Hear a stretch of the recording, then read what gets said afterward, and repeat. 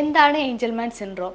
Angelman syndrome പ്രധാനമായും നാഡീവ്യവസ്ഥയെ ബാധിക്കുന്ന ഒരു ജനിതക വൈകല്യമാണ്. ചെറിയ തലയും ഒരു പ്രത്യേക മുഖഭാവവും, കഠിനമായ ഭൗതിക വൈകല്യം, വികസന വൈകല്യം, പ്രവർത്തനപരമായ സംസാരം, ബാലൻസ്, ചലന പ്രശ്നങ്ങൾ, അപസ്മാരം, ഉറക്ക പ്രശ്നങ്ങൾ എന്നിവയാണ് ഇതിൻ്റെ ലക്ഷണങ്ങൾ.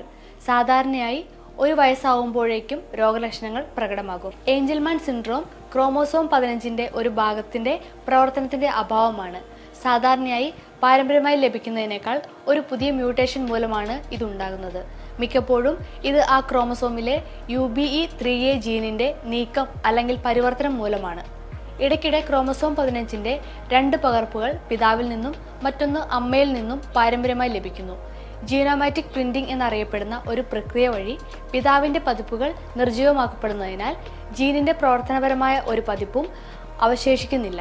രോഗലക്ഷണങ്ങളും ഒരുപക്ഷെ ജനിതക പരിശോധനയും അടിസ്ഥാനമാക്കിയുള്ളതാണ് ഈ രോഗനിർണയം. ഏഞ്ചൽമാൻ സിൻഡ്രോം എന്ന രോഗത്തിന് ചികിത്സ ലഭ്യമല്ല. ചികിത്സ പൊതുവെ ഇവർക്ക് പിന്തുണ നൽകുക എന്നുള്ളതാണ്. അപസ്മാരം ഇവരിലുണ്ടെങ്കിൽ ആന്റി സീഷർ മരുന്നുകൾ നമ്മൾ കൊടുക്കുന്നു. ഫിസിയോതെറാപ്പിയിലൂടെ ഇവരെ നടക്കാൻ നമ്മൾ സഹായിക്കുന്നു. രോഗം ബാധിച്ചവരുടെ ആയുർദൈർഘ്യം ഏതാണ്ട് സാധാരണക്കാരുടേതുപോലെ തന്നെയാണ്. 12,000 മുതൽ 20,000 വരെ ആളുകളിൽ ഒരാൾക്ക് ഏഞ്ചൽമാൻ സിൻഡ്രോം ബാധിക്കുന്നുവെന്ന് പഠനങ്ങൾ പറയുന്നു. പുരുഷന്മാർക്കും സ്ത്രീകൾക്കും തുല്യ ആവർത്തിയിൽ ബാധിക്കുന്ന ഒന്നാണ് ഏഞ്ചൽമാൻ സിൻഡ്രോം. 1965 ഈ സിൻഡ്രോം ആദ്യമായി വിവരിച്ച ബ്രിട്ടീഷ് ശിശുവിദഗ്ധനായ ഹാരി ഏഞ്ചൽമാന്റെ പേരാണ് ഈ രോഗാവസ്ഥയ്ക്ക് നൽകിയിരിക്കുന്നത്.